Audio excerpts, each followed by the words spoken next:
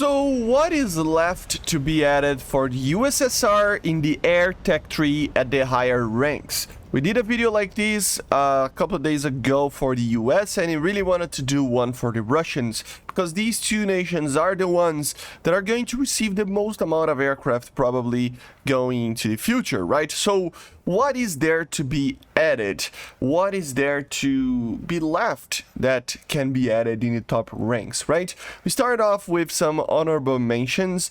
Of course, we have to talk about stuff like the MiG-25, for example, which is an interceptor aircraft that was actually confirmed by BVVD that is in the plans to be added, but of course we don't know how and when, and to be honest, it is not really a top tier jet, right? Same goes for the MiG-31. We will probably see a MiG-31 in the future. We just don't know when or how or anything or what variant, etc., right? So yeah, these two, for example, the interceptors together with the Su-15, I wouldn't put in the list because I don't know if they really want to add this thing or not, because they say how bad these aircraft are for turning and everything, and it would be hard to add. Of course, I would really want these aircraft, but Gaijin don't seem too keen to add this thing. And another honorable mention would be the MiG-29M, basically the evolution of the MiG-29 that eventually became what the MiG-35 was, and it is basically a gap bridging vehicle that would be between the MiG-29s that we have in the game and the MiG-35, right? So Zuk Raider, just like the SMT, it would have more internal fuel, just like the SMT, but without the bulge in the back. It would be carrying 8 pylons, so it would be very similar to the SMT, but a little bit more aerodynamic, I would say, right? And with more missiles. So this thing can actually be added, but to be honest, I just think that we're gonna get the MiG-35 instead, right? But it is an honorable mention because we might see it looking at this stuff that we have right now. So let's talk about some lines on the tech tree. Going through the Yak line, I mean, we do have some other aircraft here that could be added, but if Gaijin wants to keep this line as a Navy line, the MiG-29K would be added there, right? This is basically the MiG-29M that we were talking about, but naval. So it would be basically a navalized SMT almost, you know. It would have different, like I said, ways of dealing with stuff. Like, for example, the internal fuel would be in a different way. It doesn't have those open parts on top of the Larks, of course, to create a little bit more air intake when in very high AOA. So it doesn't have that. It has, fuel tanks internally there. So it has basically the same amount of fuel as an SMT without having the bulge. It would have the Zuk Raider, 8 pylons, and like I said, and of course, all the upgrades needed to do naval landing and takeoff, right? So it should be an interesting aircraft. Maybe we will see something else there or nothing there if they want to remain as a Yak line. But if they want to be a navalized line, the MiG-29K probably will come there, right? And the same goes below the SMT. The MiG-35 would be the aircraft to add there. The MiG-35 also, I mean, it's an upgrade. It's the major upgrade over the MiG-29s that we have. It's the last MiG-29 styled aircraft that the Russians produced. It would be basically a whole modernization package that would include, like I said, a better radar, better fuel, more missiles, 8 missiles, better missiles, it would be really kind of a top tier jet. It would have better performance in theory as well, hopefully, right, if Gaijin adds a pretty good flight model to the aircraft.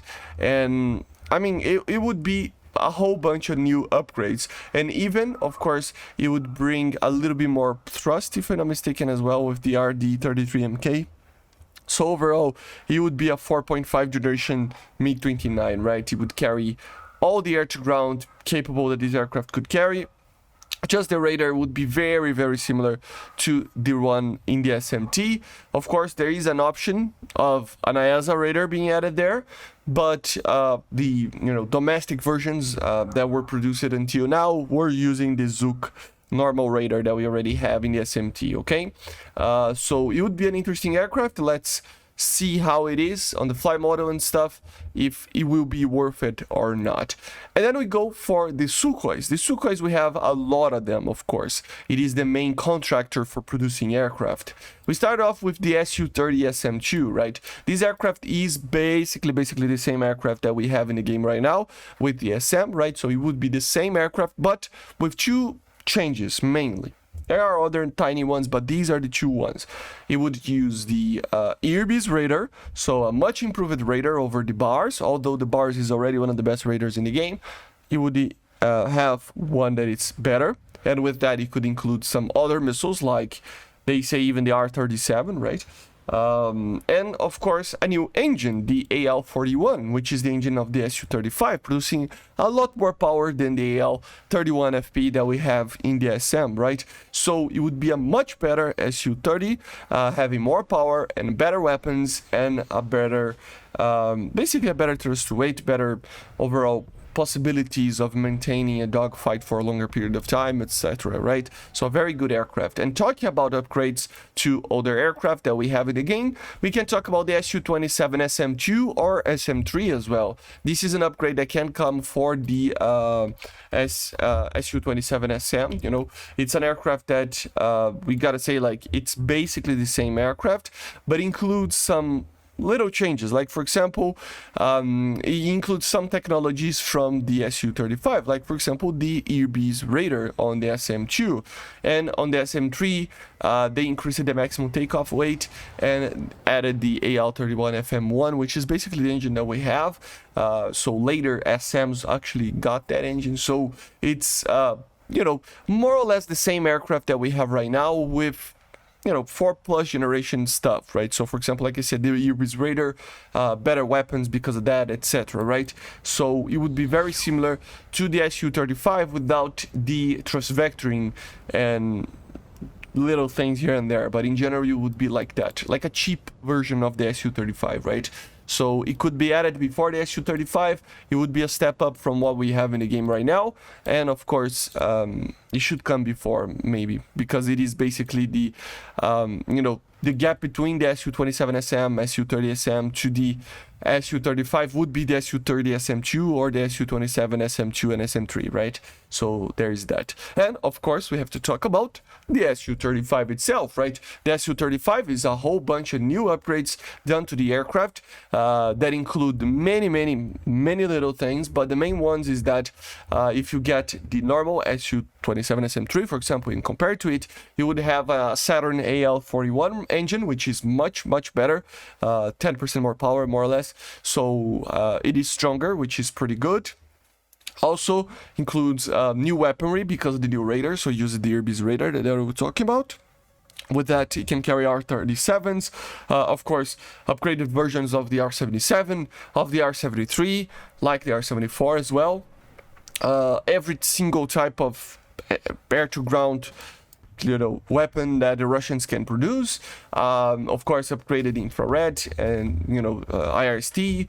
I mean, there are many like variants of it, but of course the S model would probably be the main one, which is the production designator of the main version. So yeah, the aircraft would be thrust vectoring, more powerful, Irbis radar, more weapons. It would be just a super Sukhoi basically right here. It would be the best Su-27 flanker basically, right? So it obviously will be added at a certain point, and yeah, we have that to be added.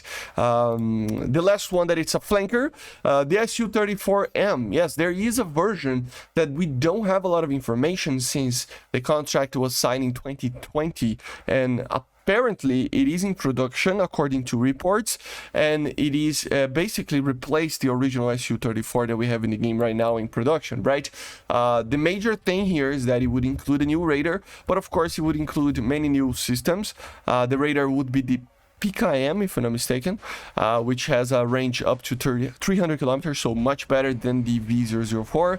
And in a general sense, it would include, you know, better weaponry because of that, more advanced systems overall, a better, you know, cockpit design, maybe something like that. It's very hard to find information properly confirming which are the, the upgrades. But in a general sense, it would be an Su-34 with, upgrade to the radar, to the avionics, to the weapon systems. That's the main thing. Then we can have it if BVVD can talk with the Russian government to give them some information about the aircraft, right? And last but not least, obviously, we have to talk about the Su-57, right? The fifth generation jet of the Russians. Of course, we can talk about the Su-75 or whatever, but the thing is, it's gonna take a while for that thing to go into production. So I'm just ignoring a little bit because, let's wait and see. It's like the F-47. Let's wait and see. There's no reason to talk about these aircraft for now, right? But Su-57, it would be the fifth generation, semi-stealth, uses some stealthy features. It's not stealth, but it is trying to be as much as possible, apparently. Uses the same type of engine but upgraded, the L41 for example, but they are working on other engines, so it would be very, very powerful. It is even stronger than the Su-35's one, even though it is technically the same engine. It produces a little bit more power. It has an amazing thrust to weight, amazing turning capability. It can carry 12 hard points if I'm not mistaken, so a lot of missiles as well. Of course, it would carry the most modern versions of the R-77, R-74 M2s, R-37s, and all the missiles and good stuff that the Russians have for air to ground as well. Of course, you would have the Bielka radar, which is an IASA radar, so it would be way better than what we have in the with the Russians already. So the Russians already are one of the best radars in the game. It would be even better. IRSTs, targeting pods, thermal imaging systems, everything with that, right? So it's an aircraft that could do very well in a dogfight and very well in the BVR arena. The cool part is that it has an internal bay of 6 internal missiles. It can be a little bit less stealthy using the 12 hard points, or a little bit more stealthy with the 6, just like an F-22 could do. Technically the F-22, the F-35, right? They can do this type of choice of using external or internal weapon systems, right? But yeah, the Su-57 also has basically an upgrade program to use the L-51, but it's very early in production and stuff, so we're not gonna talk too much about that. Would be the Su-57M, right? But the main one would be the Su-57, okay? But basically this is it, guys. I hope you enjoyed. Make sure to subscribe, let me know in the comments if I miss anything, and of course I see you guys on the next one. Make sure to subscribe, leave a like, leave a comment, and bye guys, see ya.